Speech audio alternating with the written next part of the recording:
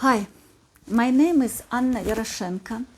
I'm Ukrainian, and right now I am in Ukraine, in Kyiv, in my home city. I record this video upon my Australian friend request because she said that in Australia there is very little of information, and she's very uncertain about which sources to trust. And because she knows me, and because she knows that I'm right now in Kyiv, she asked me to tell as much as I can about the situation in Kyiv. And I do this upon her request, but I also think that it might be important for some other people to know. So please share this information if you feel so. So who am I and where I am now? I'm in Kyiv. I worked abroad and I returned to Kyiv on January 14th, and I'm here now, and I was here on the first day of the war.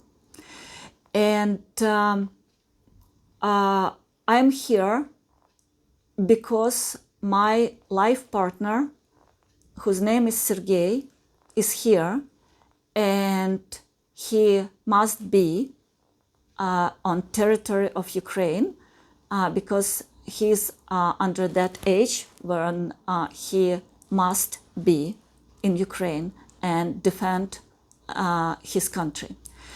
And I can go, but I made my decision to stay with him and support him. And I don't discuss this question at all. And I will be with him as soon as he is here and as long as we are alive.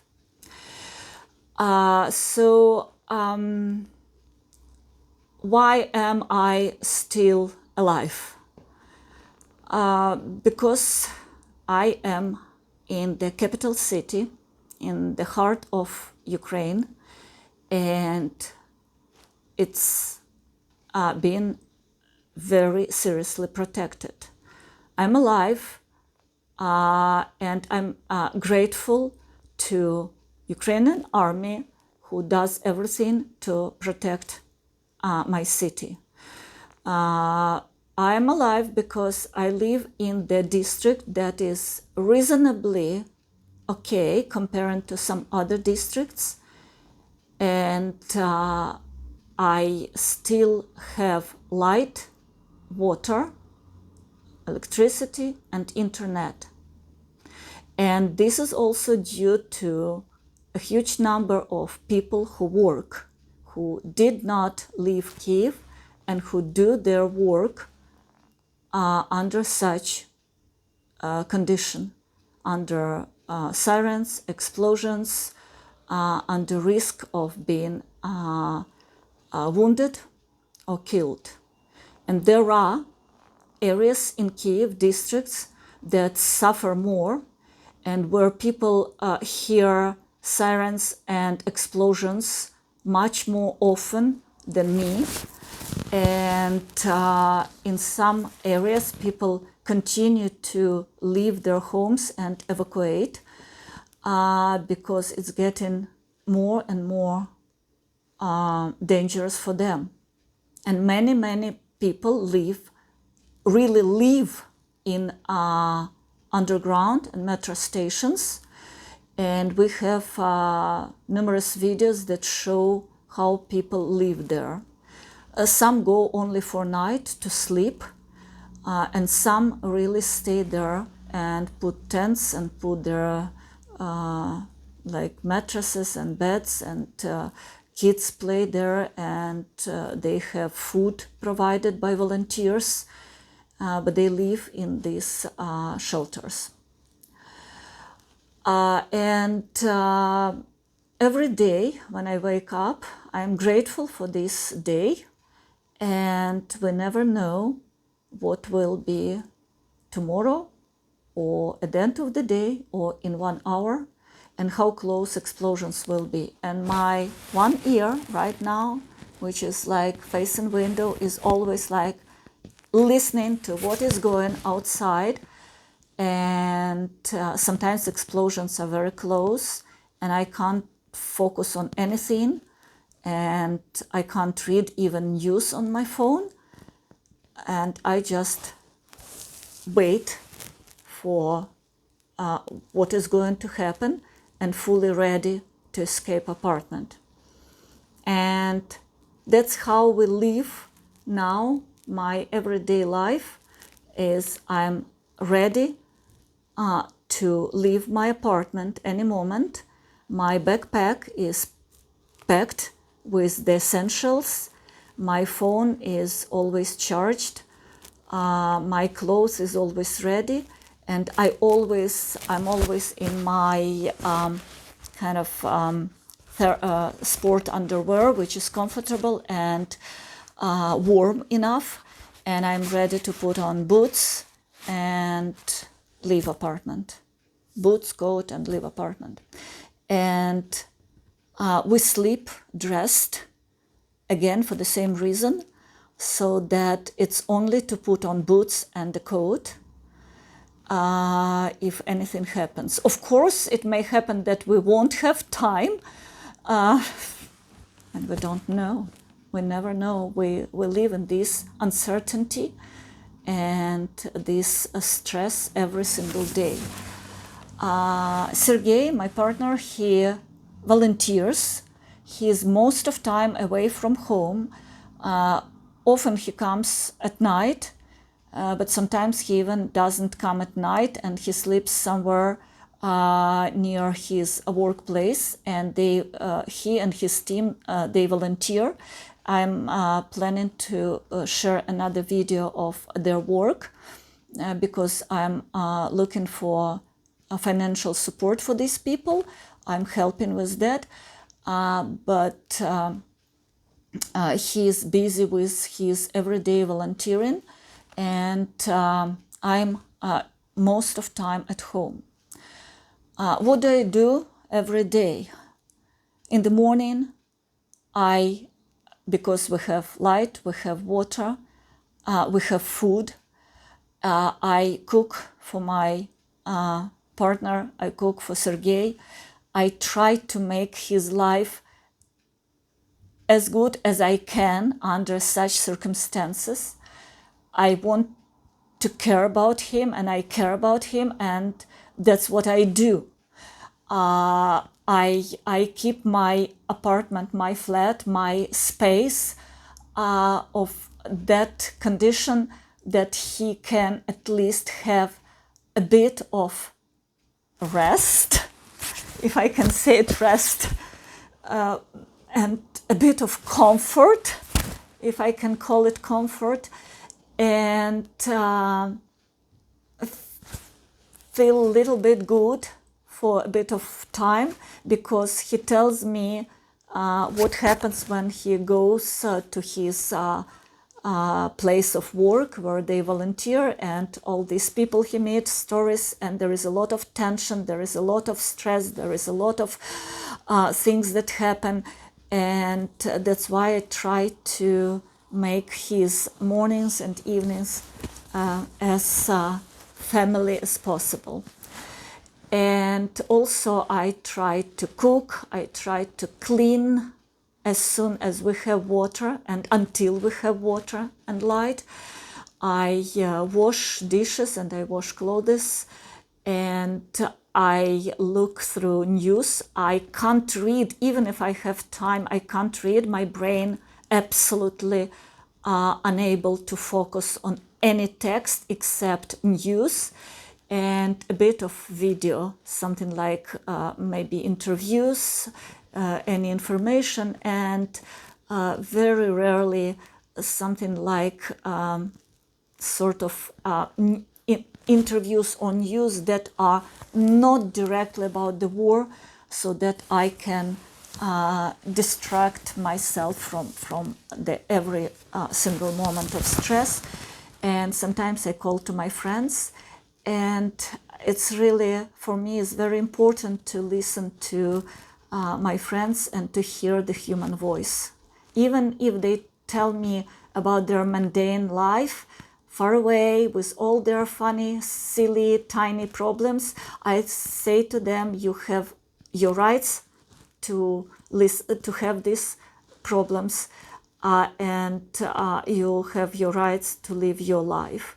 And I live my life, and I am thankful for every single day of my life now that I am alive. And my friends, they live in different areas of Kyiv, and some of them tell me about explosions and broken windows. And fortunately, none of my close friends suffered much, but they still have dangerous areas. And as I say, one my friend has broken windows. Another friend had also issues because the explosion was very close. And my nearest explosion was making my windows trembling, but so far they are okay, they're fine. And also my time goes for helping these volunteers, Sergei's team, and I started to collect money to communicate individually with my friends abroad, even those who I know from past 10, 15 years ago. I asked them. And it is very important to do that, because I know that the world helps us. I know how much the world helps us. But many people send their donations to big organizations like Red Cross, UNICEF, or something else. And there are many, many small local groups of volunteers that these people abroad or big organizations don't know. And if they wait for something from these organizations, it may take very long time. For example, one of my close friends collects money to buy equipment and the most necessary things for his friends on the front line, who are soldiers.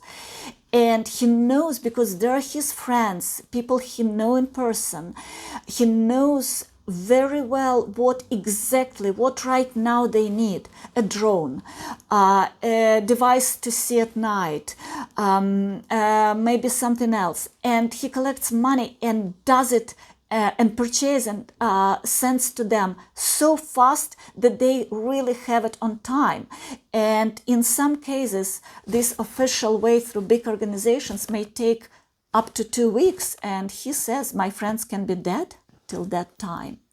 And that is why I help my partners team, because they right now every day drives their cars and needs to buy petrol and needs to take people to their workplaces who live far away, and there is no public transport now.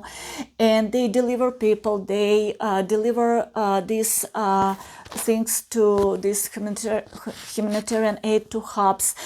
They do a lot of work, and even to organize hot meal during the day, long work day for these people, it's also his work, and also requires things to do to communicate, or even maybe to buy a kettle to put it on that spot so that people can have hot tea during the day. So that's why I communicate with those who I know in person and ask them for help. And that is what I do during the day. And I prefer to be at my home. I don't know, it's I say it's everyone's personal decision. There are people who cannot be alone at home and they need to be in a shelter with other people to share their emotions. I'm maybe now more, I'm extrovert, but I probably became a little bit more introvert. And I know that my partner, Sergei, comes home. He will not go to the shelter when he's tired at the end of his really hard work day. And that's why I stay at home and take care of our home and give him chance to enjoy 1 hour in the morning and a couple hours in the evening this atmosphere until we are allowed by God to be alive and to stay in this apartment. And I don't know what can happen tomorrow. That is what I have right now. And the last thing is I want to say that how much in these 29 days, how much my attitude to life changed from pure fear at first week through terrible desire to survive to now thinking about that if I die, I want to die as quickly as possible so that I don't have tortures of chemical weapons or nuclear weapons. And that is my prayer to God now, along with my praying to let me survive and be alive and celebrate the end of the war and the victory. And the only thing that I can do right now is to be as sane as possible so that my partner, the man who lives with me, has from me support and has from me what he needs and what helps him to have another one long, hard day on defending the country in his way, in the way what he can do for our country. Thank you for listening for this long speech. And if you have questions, I'm ready to answer. Thank you very much for your attention.